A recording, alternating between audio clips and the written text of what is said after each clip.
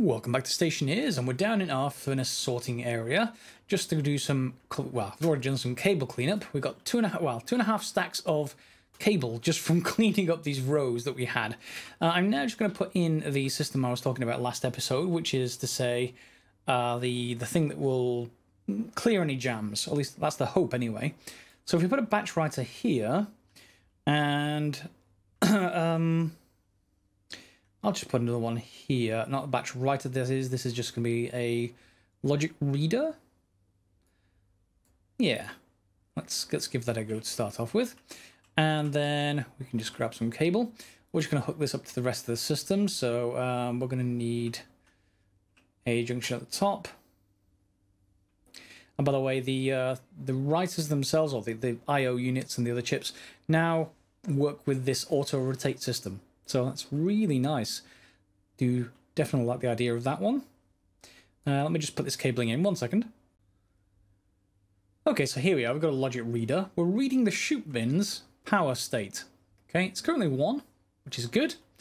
And then we are just going to probably need... I think I've only got one logic reader, but we are just probably want to just rename things just in case.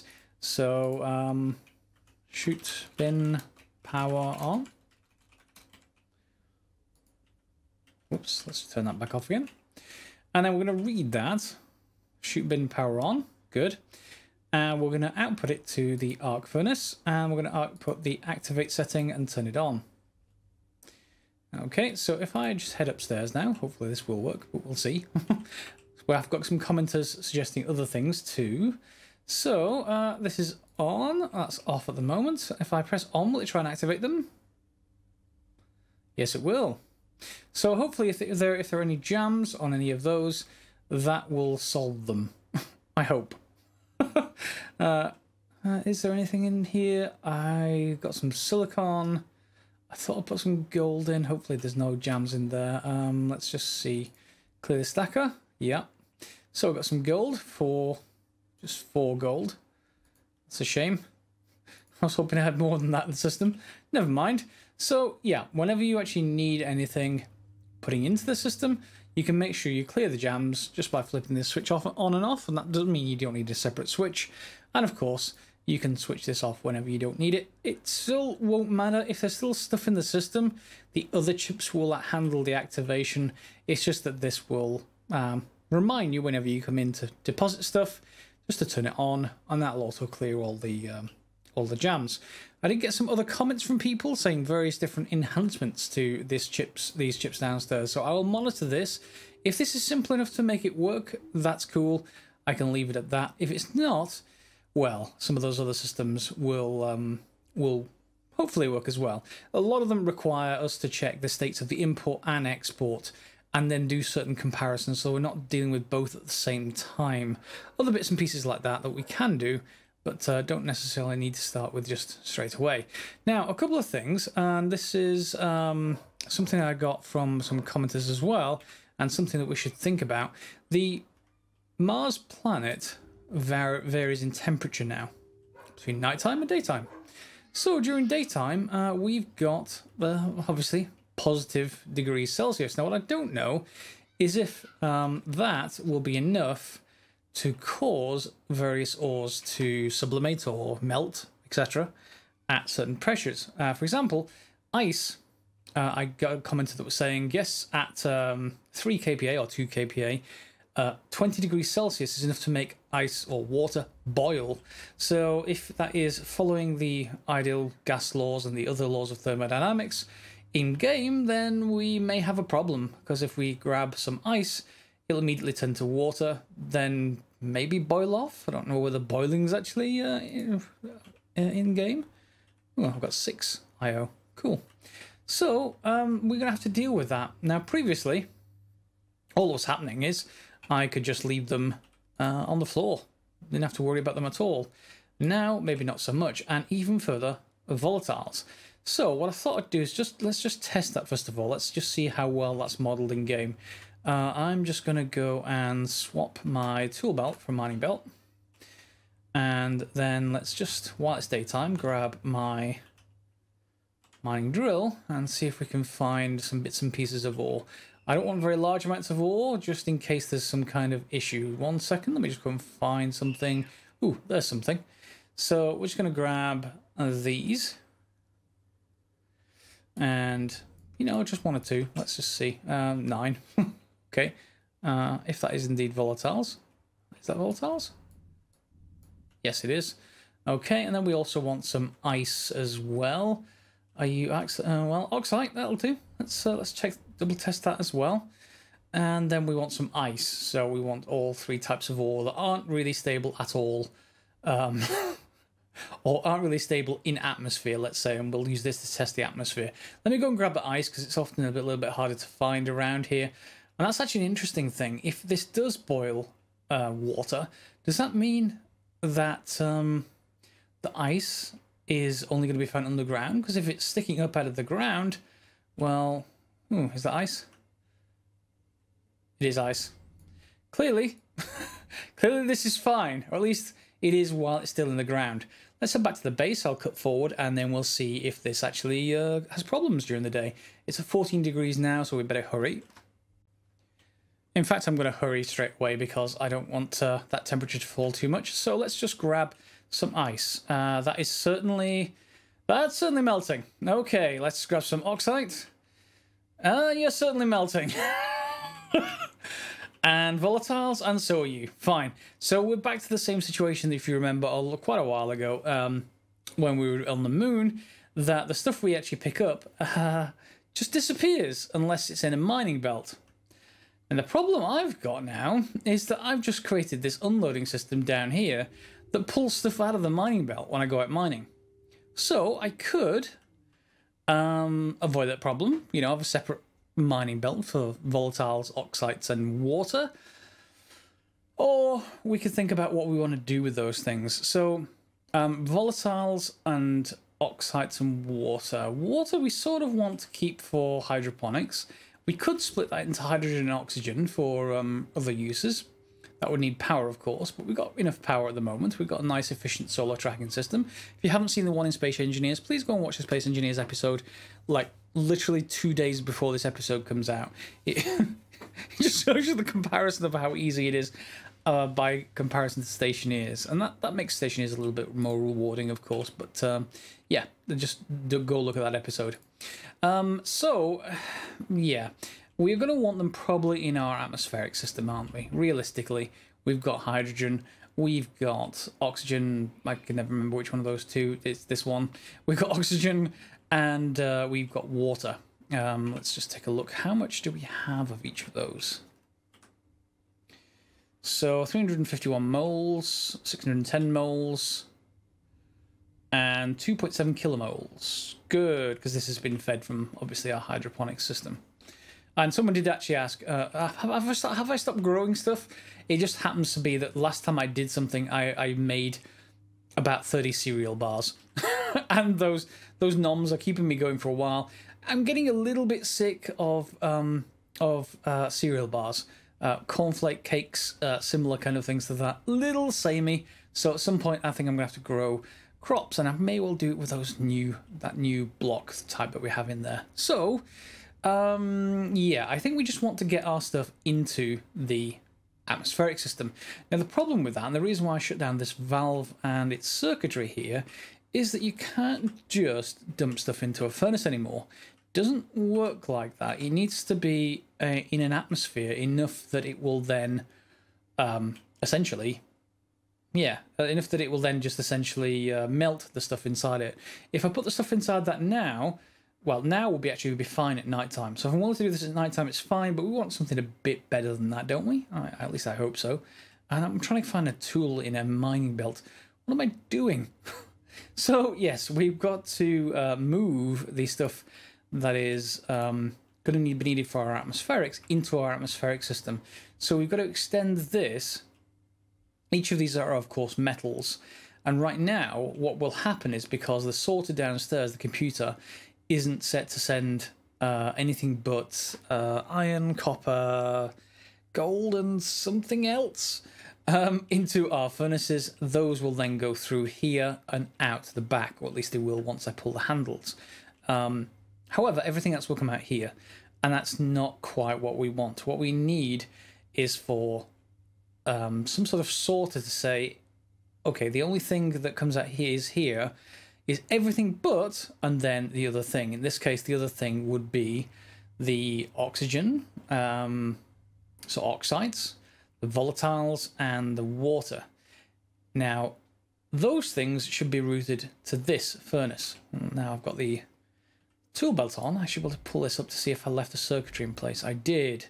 Okay, this was temperature control circuitry, if you remember, and I turned it off because I just wasn't using it as much. But let me just see if there's anything still left in the pipework. Let's see, where's my computer? There we are. Yes, there is. There's not very much. Oh, that's world. Pipe. Show me the pipe. Yes, there's quite a bit of stuff in there that we can let into our atmospheric system. Essentially, is that actually connected? I think I just need to enable this power, don't I? Yes, and then the valve will open. And that should let everything out. Pipe network. Is that falling? Is any of that moving through the system? It's probably gone to this. Yes, it has. It's just that our atmospheric system isn't actually on. So that's the other thing that we probably want to think about doing as well. We want some system to turn all of these on. That is relatively simple to do. In fact, yeah, it's really quite simple. I'm not sure if I want to have it automatic yet. What do you guys think? The main problem with having it completely automatic is that the last change that was made essentially uses up filters. So I don't think we should have that being automatic. You know, feel free to disagree. Let me know why. Well, when I say automatic, it would have to be over a certain amount in the pipe before we clear it all, and then, you know, we reset the system. So maybe we have it so that once the pipe exceeds a certain pressure or something like that, because we've already got a temperature control over here or something along those lines, as soon as it goes past a certain pressure, let's say it's above, I don't know, 50 kPa, for argument's sake, then it switches on all of these. Now, these will work so fast that should immediately drop below and probably down to zero by the time the electronics realize, because electronics only assesses every half second or so, and these are really, really fast. So if we can do that, then I think we should be okay, and we should be able to do it off this circuitry. Now, it's not connected to the rest. It's behind this power control. It would just make it easier for the wiring where I could select things from. So, and the other thing we've got to watch out here is if we've got atmospherics anywhere else and it's not isolated from this system, we could end up turning that off as well. Oh, what are you? Okay, that is dead, that filter. That's a bit of a problem. I'm going to have to think about that because the pollutant filters will only last half an hour. Yeah, so we've got to consider that system now. Sometimes I hate the patches. Other times I really like the fact that it makes things more complicated, that we have to rethink a lot of the stuff we've been doing. But at the same time, that was working so well. I mean, honestly, that's okay. Fine. Let's just drop this down. Oh, no.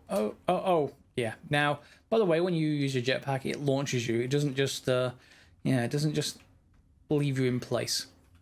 Fine. Let me just go and trace back this wiring and make sure we're okay. Because if we are okay, then I should be able to put a bridge between this on one side, on some kind of, just a logic reader reading that pipe analyzer right there to look at the pressure. And then, when that pressure exceeds a certain amount, no, maybe we can't use that pipe analyzer because that's before the valve, and this is temperature control. So maybe I just need a separate switch, and that will make things a lot easier anyway. I just need a separate pipe analyzer, don't I? Okay, and then we'll have to put it on or find a space for it somewhere. Here seems good. And I seem to be removing every bit of flooring except the bits of flooring that I need, and you know, especially when there's just holes. Yeah. Let me make sure that doesn't happen again. Let's just put something down here, shall we? And rotate. There you go. I mustn't remove that one, otherwise that could be a bit of a problem. Fine. So pipe analyzer here, you think, maybe? Yeah, let's put one there. And then we've got a bit of space for some circuitry. All right, so I've got a pipe analyzer. It does look like the circuitry is isolated. Oh, too much jumping. Because everything else, it's been powered by this mainly. It's not going back anywhere else. All of this cabling here is just coming off that one power controller. And everything over here is just, again, coming off that one power controller. The stuff that goes to the other atmospherics is actually off this power controller, so this should all be isolated. And then this circuitry beyond here is also beyond a power controller. So I shouldn't get any kind of interference effects with anything else, because this cable also goes to a power controller, which goes to our sort of heating system, which is dead at the moment. It was only dead because I wanted to fix the solar tracking before I put more solar panels in. And then I needed more gold, and I used up all the gold doing lots of electronics. And shh, I know I need to turn it back on. Don't worry, I'm not growing stuff at the moment, so it's fine. We'll come back to that in another episode, I promise. I need to fix that. Why was that there? I don't know why that was there. Anyway, let's take a look at you. Will you respond to autoplace? Autoplace? Yes, you will. Oh, it's upside down. You know, I can't win sometimes. There we go. Autoplace. Other way. There we go. Yeah, autoplace. So it does sort of work. The patch notes on the beta branch just literally read line after line of, this has now been added to autoplace. This has now been added to autoplace. So feel free to try it on everything until they've actually got that going. So from here, we should be able to read this perfectly well enough once we've got some power to it. And then what we're going to do is then trigger these. So to trigger those, we're going to want a batch writer. So did I put that stuff away? I probably did. Let's go over here and get a batch writer. We just want probably IOs for this. I don't think we need any memory units, and we don't think we need any maths processors. I think that should be relatively simple. So let's just get this going. Do we want it placed that way? That will work, I think. That's fine. So we want a batch writer. There we go. And that's going to read the input of whatever we read from this. So we're going to need a logic reader, aren't we? So logic reader. And we can just rotate it like that. And then that will work as well. So I just need to put the cabling in. 1 second. All right, now cabling's in, so we're going to go over here, and the input's going to be this logic reader, isn't it? So we're going to have to read the pipe analyzer. Oh, I'll put the cable in for the pipe analyzer. Let's just get you connected with a corner. There we go. And I think most of my life is I forgot to put cable in at some point in this game anyway. There we go. Okay, so we should be able to turn that on. There we go. And now we should be able to read stuff from it. So let's just go and grab that now. So if we read the pipe analyzer, pressure regulator, pipe analyzer, we want to read the pressure. Turn you on and let's see what you got. So 400. You know, I've just remembered we are going to need a math unit, aren't we? I was being silly. Clearly, we are going to need a math unit. We're going to need to read the math unit from that, and it's going to need to be a memory and a math, and it's going to be similar to that over there. We're just going to check pressure. It's just like an overpressure system, this, so it shouldn't be terrible to make. I want one memory. Do I have a logic unit in my backpack? That's fine. And we just want, you know, a memory of 50. So let's just grab, where do we want that? So here, that's going to be, I need to the input, so I need something less than, or, which way around do we want this? I probably want to flip that 180 degrees. Yeah, that will do, I think.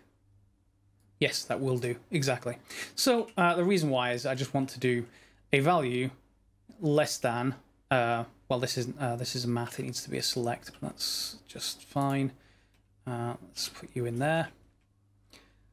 grab our tools and get rid of you for a second. But same kind of process. We want compare, sorry, not select. We want to read it from the left and compare it to something on the right. And the reason why we want to do that is that we just want to put the memory unit here and not have to worry about cabling too much. It's quite nice to do that, because then you don't have to worry about labeling it or anything like that. So this is going to be 50, so let's just grab our thing. And now I need to make sure I set it to something, not label it to something, as I did in the previous thing. It would be nice, really nice, if I set that to something for it to inherit the name. Just maybe something that you can tell that it's inheriting it, like value open brackets 50 or something like that. But in any case, that will still work just fine. We just need a corner between those two. And then we will just need a couple of things here. Whoops, not you. There we go. Grab that and this. And then we can just put a junction in up top. So love the autoplay system. I really, really do. Thank you very much to whoever came up with that, or whoever programmed it in Rocketworks. Rocketworks have actually announced a new game as well. Nothing to do with Stationeers. They're actually doing a game that's sort of like I guess a detective noir thing. Do check the Twitter. I've not looked at it yet, but it also intends to be played in VR as well. So that might be interesting. I'm not sure. It's not going to be out this year anyway. Don't worry about it. It's going to be out next year. So it's not like they're going to be giving up Stationeers anytime soon. At least I hope. Where's my screwdriver? Where's my screwdriver? Did I swap it in that locker? There are some issues still with jump, by the way. Sometimes you'll jump and... I did swap in the locker. Sometimes you'll jump and it will make you jump quite high. Do have a look at that. So I think it's when you're stepping over things while you're jumping, like this kind of thing, and then you jump and it just sends you quite high. So do be a little bit careful. In any case, logic reader. So we're going to take that logic reader, and we're going to say, is it greater than? Let me just make sure, greater than our logic memory. Right now it should be, yes. And if it is, we're going to read that compare unit using this. So logic compare, and then we're going to output it to the filtration units, and we're going to change that to the on setting. And if I turn it on, it should turn on the filtration units. And once it falls in pressure, off they go. Okay. Please don't fight yourself. That seems fine. Yeah, I like that. What's this now down to? Pressure is 38.1. Obviously, during the day, the interior of the pipe is going to heat up, and hence it's going to, raise in pressure. But other than that, as long as these filters are working nicely, in terms of a couple of hours, they should last quite a long time. Similarly, we may have to do something about this to do the same. To stop this from being on constantly.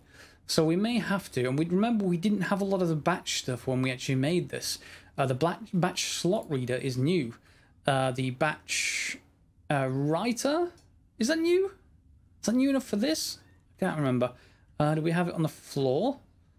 Not that I actually needed a lot of batch writers for this, but yeah, what we're probably going to have to do is leave this off for most of the time.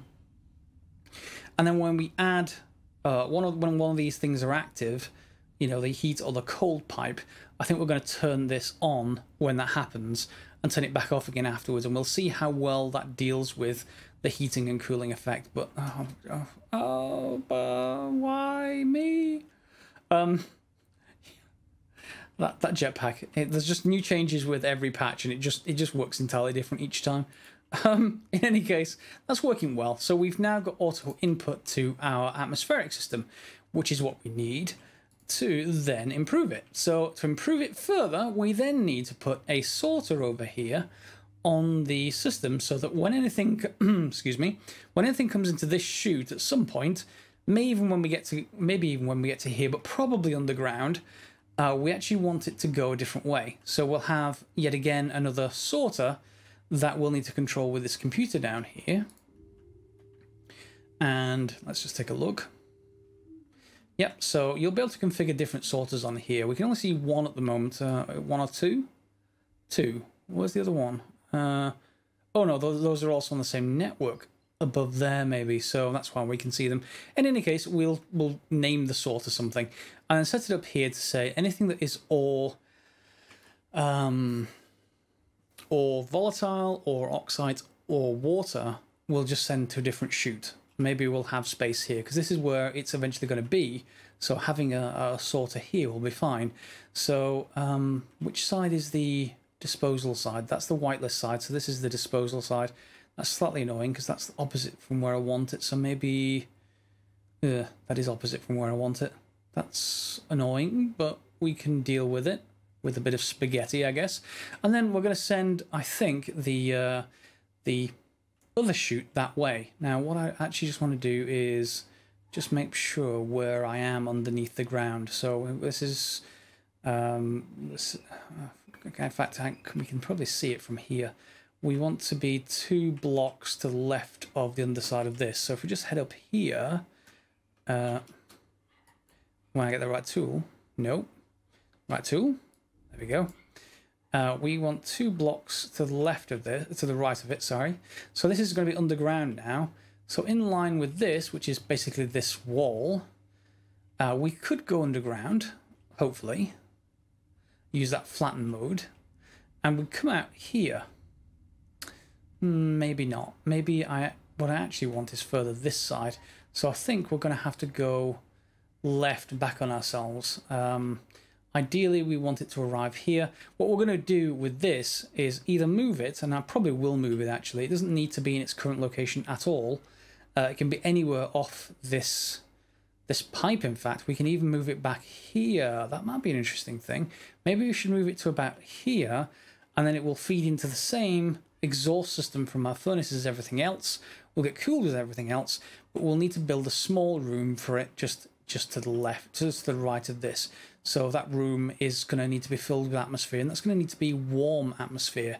So if we bring it up to something like, you know, something like this enclosure over here, and maybe with a door as well, but nothing, you know, excessive like this. Just really a small room that we're going to. Interesting, we could try and pressurize it just by dropping dropping oxide in there. That'd be one way to pressurize it, but we do need to heat it as well. So we'll need to put in a couple of heaters or something, and maybe just read off like a sensor or something like that, just to see what it's like inside there, and then we can just have it sealed off, and then, you know, we just shoot everything from our sorter off into that. That will naturally all exhaust straight out of that into this pipe, which is a really nice location for it. I'm glad I thought of that on the spur of the moment, and then straight into our atmospheric system. Now we will eventually need bleed valves for these, for relief valves. Not so much for the tanks because they don't explode. Although in today's patch notes there is a whole thing about the first pass of explosions coming in causing damage to you. So if you have amazingly high pipe pressures and until now you haven't cared, you may want to care a little bit, just in case you blow yourself up. Just a thought. But yes, we'll have a relief valve for each of these, probably for the pipes that lead to them, not necessarily the tanks themselves. So I know that's been a lot of talking in today's episode. I may just do a very buildy episode next time to compensate to you all for listening to me talk. I'm not quite sure just how much mix between talk and actual just wiring and placing pipes you want. Hopefully I am close enough to what you're actually looking for. So we've got this automatic atmospheric input system now. We've got hopefully a jam release system for our furnaces. There have been a really good couple of comments about other alternative ways of avoiding jams. So if this doesn't work, I will cover those others. So thank you to those of you who have said things like that. I will have a look at them and see which one's most efficient in terms of power and stuff like that, and we'll try and implement one if that becomes a problem. But otherwise, this is 2 extra chips and no extra complicated math processors or anything like that. The math processors take more power than the readers and writers. So if you have the choice between a couple of readers and writers and a math and a writer and a reader or something, or just a math and a writer, it's less power efficient, but it may work better. So it depends on your individual case. In any case, if you like this episode, do let me know below, and with comments. Like, subscribe, and shares are always welcome, of course. And if you've got any specific ideas about this sort of shoot network, I think that's going to work well. We'll set it up next episode so that everything automatically gets into our atmospheric system. And from there, well, who knows? At this point, I think I'm eventually going to get to actually some kind of system here with these. The unloader doesn't do what I thought it did, so it's obviously very useful for the sorting system downstairs, just to unload mining belts from the contents and things like that. So now the stacker is just sort of purely just about stacking things up rather than separating things. So yeah, I'm happy with that. I think that we are going to have some kind of electronics here now on what to do with this sort of stuff. I'm not going to use this vending machine for the moment. What I was going to do with it was actually just contain these ices, so we could put ices, oxide, some volatiles in there if we really wanted to. I don't need to at the moment, but if you wanted to, you could just put that downstairs and have the sorter going directly into this. And whenever you wanted to put something into your atmospherics, you just pull it back out at night, and hopefully it's not going to sublimate or melt inside our vending machine.